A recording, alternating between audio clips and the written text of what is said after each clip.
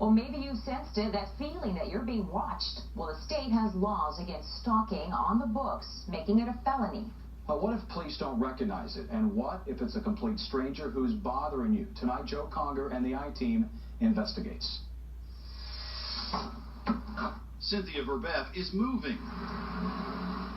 Her home, she says, has become a house of horrors. I feel that I've lost my mind, I've lost my life. Incident reports from law enforcement tell the tale. Numerous break-ins at the address, vandalism to her car, her motorcycle, her computer. Verbeff believes she's being targeted. Everything, they just went through everything. But sheriff's detectives had little to go on because the vandals, though often destructive, stole nothing. Even from her portable safe, drilled into and torn apart, the contents, the jewelry, remained untouched. Verbeff says her troubles didn't start until she met these two men. One would become her ex-boyfriend, the other was his partner in a San Antonio pain clinic, Dr. John Hall. Very first time I met him, we went to his house on 4th of July, and he told me that because I was already there in his house, I would be the next victim, that I was going to be stopped. Verbeff found the doctor's prophecy to be correct. She suffered months of oddness. Coming in through the front door, and I touch the doorknob, and it just falls into pieces.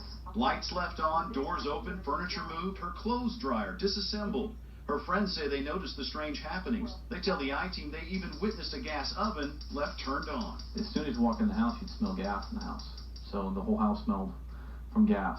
So immediately turned it off and opened up the doors. But I mean, that thing doesn't just turn on by itself. And it had been running for a good length of time. Or the time Verbeff and a friend say they were stalked at a mall. I saw him following us to several stores, and I would see the man close to us, looking at us.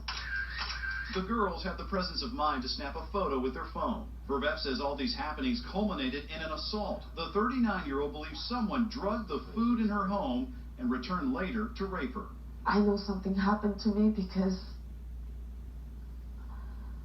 a woman knows.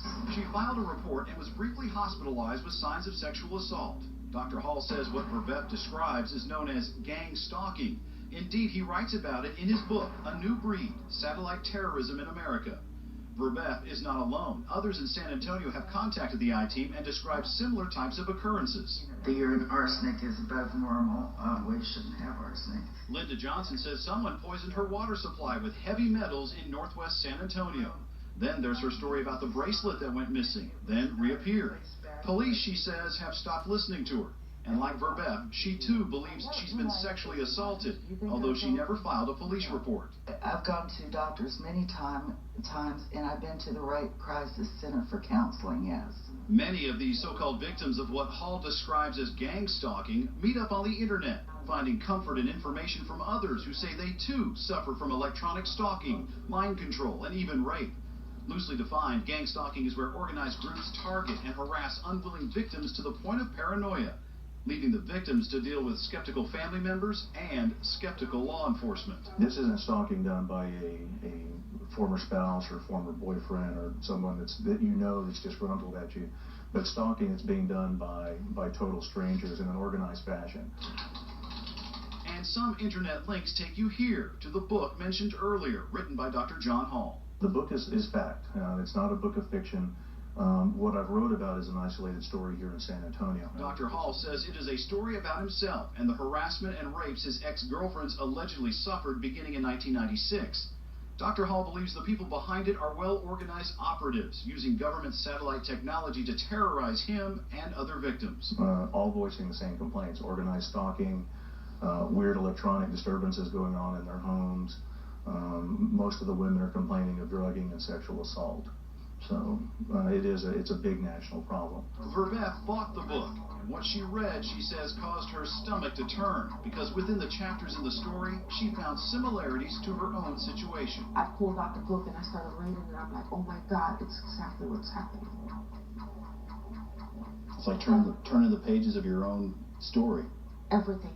Remember the doors, windows, even the clothes dryer taken apart? Page 35, third paragraph, talks about reassembling appliances. The drugged food and rape? Page 52 talks of concealing rohypnol, the date rape drug, in drinks and food. The account in Hall's book is chilling, and the I-Team uncovered some truth to his story. San Antonio police reports indicate there was a rape reported in 2007 in the same quad of condos where one of Dr. Hall's girlfriends supposedly lived. San Antonio police say the condo rape remains under investigation. And Bexar County detectives say Verbeff's assault remains open as well. And although there are some interesting connections to Dr. Hall in the book, law enforcement won't and cannot say if Dr. Hall is even a person of interest. The I-Team thought the similarities were striking and asked him, could you in fact be the person that's creating this mess for these women? And that's actually one of the reasons why I got out of my ex-fiance's life, to make sure that they weren't victimizing her in order to get at me. Dr. Hall says he's been targeted by the same groups. There's mention in the book of a conspiracy by the criminals and by fellow doctors. Dr. Hall says the Texas Medical Board retaliated against him for uncovering the gang stalking. The I-Team confirmed one local hospital suspended Dr. Hall's clinical privileges for 2 months in 2006. In 2007, the Texas Medical Board ordered 2 mental evaluations of Dr. Hall. The first came back normal, but a second evaluation found a probable delusional disorder and ordered psychiatric treatment. And in 2008, Hall's license was suspended, this time when he tested positive for cocaine. In the book, he explains the operatives drugged him with cocaine periodically. Dr. Hall's medical license has since been reinstated. If you look nationwide, almost everyone that complains of this eventually gets sent to a psychiatrist. The psychiatrists don't look into the technology. They don't do any research into whether or not any of this is possible. With his book published, Dr. Hall is taking his message nationally. He's appeared on cable TV shows. Thank you so much, Dr. Hall. Late night radio. And our guest tonight, Dr. John Hall. And even has his own radio program in the works. There have been several people in my midst, obviously, that have been victimized, but if you look at it on a larger scale, it is a national problem as well. Dr. Hall says the problem is gang stalking, seeking to victimize innocent women and sully his reputation for exposing them. For the I-Team, Joe Conger, KENS 5 Eyewitness News.